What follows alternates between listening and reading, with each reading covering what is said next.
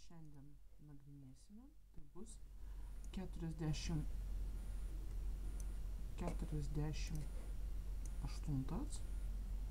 Taip.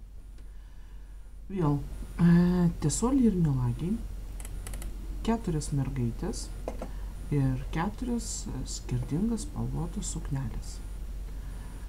Kiekviena mergaitė sako kažkokį tai teiginį ir viena dalis šitą teiginį yra tiesa, o kita dalis šitą teiginį yra netiesa. Tai pabandysim išsiaiškinti, kas kokią suknelę turi, kas sako tiesa, kas sako netiesa.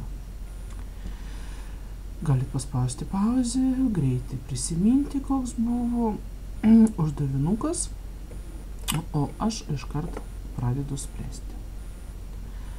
Darau prielaidą, kad Anūtė sako tiesa ir jos suknelė yra mėlyna. Sujungiu Anūtė ir mėlyna. Jeigu Anūtės suknelės yra mėlyna, taigi Laimutės suknelės jau negali būti balta. Gerai, viskas čia sutapo. Toliau.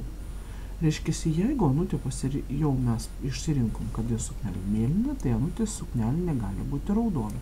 Šitas teiginys yra melagingas, tada Loretos suknelė turi būti mėlyna.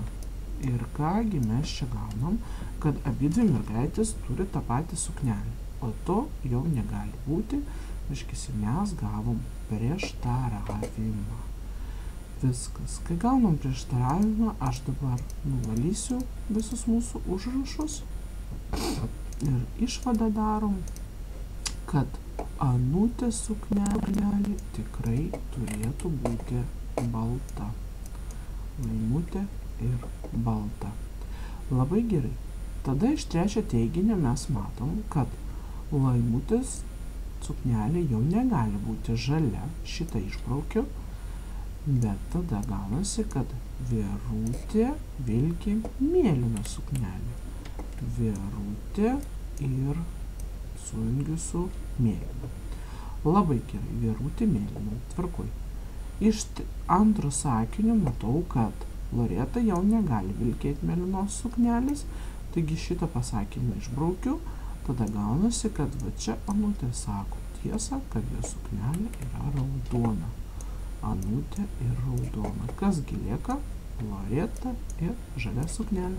Taigi tokie atsakymai čia turi gautis: Laimutė balta, Loreta žalia, Onutė